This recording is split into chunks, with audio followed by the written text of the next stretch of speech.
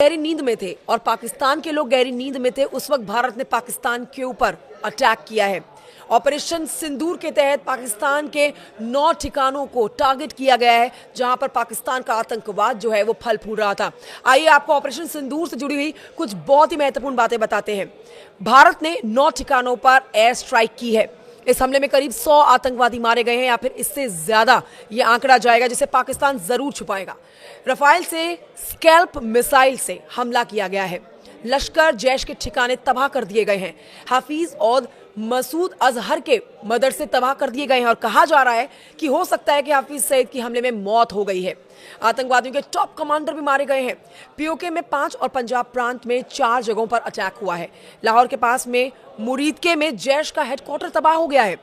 Operation सिंदूर में Sukhoi और Rafale का इस्तेमाल किया गया है। पाकिस्तान की ओर से कहा गया है कि 24 मिसाइलें दागी गई हैं भारत की तरफ से। और अब आपको बता देते हैं कि प्रधानमंत्री नरेंद्र मोदी पूरा ऑपरेशन देख रहे थे। एनएसए अजीत डोभाल ने अमेरिका के एनएसए और विदेश मंत्री मार्को रूबियो से बात की है और हमले की जानकारी दी है। ये बड़ा अपडेट आपको बता रहे हैं। और पाकिस्तान को जिस तरह से आतंकवाद को पनाह देने की, फलने फूलने की सजा दी गई है, ये जरूरी थी, क्योंकि 14 दिन के बाद पहलगाम में हुए आतंकी हमले का बदला अब भारत ने लिया है।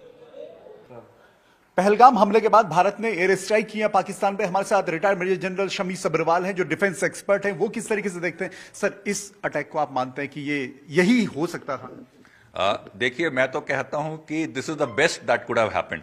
आप देखो, साइमल्टेनियसली हमने 1-2 नहीं, हमने 9 जगह पे अटैक किया है। हर इंपॉर्टेंट लॉन्च पैड या ट्रेनिंग या हेडक्वार्टर को हमने कवर किया।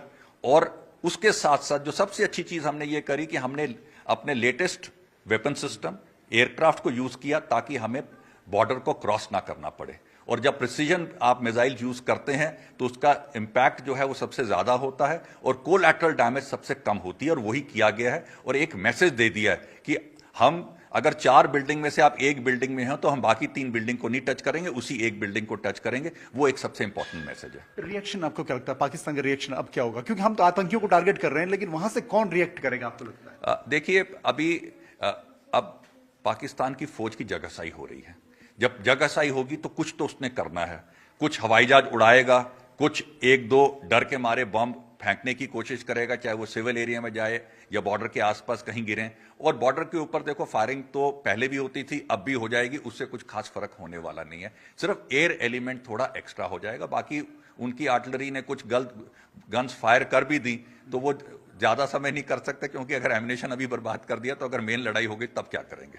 पर जिस तरह इजराइल ने कहा कि मैं एक एक आतंकी को चुन के मारूंगा, आपको लगता है भारत भी एक एक को चुनेगा कि मतलब इसे बिल्कुल डिमोलिश करने की कोशिश करेगा भारत पूरे नेटवर्क को?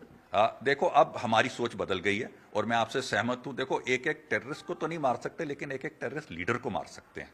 और अब पिछले कुछ सालों से यही हो रहा है कि लीडरशिप को डिस्ट्रॉय करो। जब लीडरशिप डिस्ट्रॉय होगी तो अपने आप एक दहशत आएगी, क्योंकि नीचे वाले तो पैदल सोल्जर हैं, जितने मारोगे 10 मारोगे 100 खड़े हो जाएंगे। लेकिन लीडरशिप को क्रिएट करने में बहुत टाइम लगता है, इसलिए अब उनको टारगेट करना जो शुरू किया है, that is a step in right direction. तो आपको सर इसका भविष्य क्या लग रहा है? जो ये शुरुआत हुई है, इसका एंड कब तक और कितना समय आप मानते हैं कि लगेगा या हो सकता है एक्सपेक्टेड? देखिए, अभी ऐसा है कि ये इवेंट्स अब जिस तरह से अनफोल्ड होंगे, ये डिपेंड करता है कि पब्लिक जो पाकिस्तान में जो आज अपनी सेना से दुखी हो रखी है, उसके अंदर कितना रोष है अपने सेना के अगेंस्ट बगावत करने का।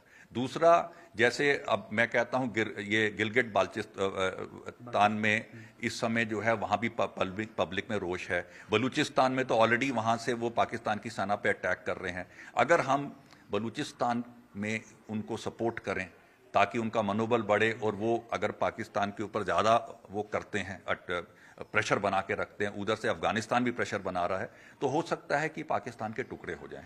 अगर टुकड़े हो जाते हैं, क्योंकि सिंध में भी अभी पानी की प्रॉब्लम होने वाली है, तो अगर वहां भी अगर देखो, इंटरनल रिवोल्ट जो है ना, वो ज्यादा खतरनाक होता है। बाहर से आप तोड़ने की कोशिश करो, मुश्किल होता है, अंदर से तोड़ना आसान होता है। अब हमारी कोशिश ये रहनी चाहिए कि पाकिस्तान को अंदर से छितर बितर करके उसके 4 टुकड़े कर दें। तो डिफेंस एक्सपर्ट शमी सबरवाल, जिनका साफ तौर पे कहना है कि पाकिस्तान को अंदर से तोड़ने की कोशिश होनी चाहिए, और भारत ने जो जवाब दिया है वो अब तक का बेहतरीन जवाब है। कैमरा पर्सन दीपक उपाध्याय के साथ दीपांकर भट्ट, न्यूज़ 18 देहरादून।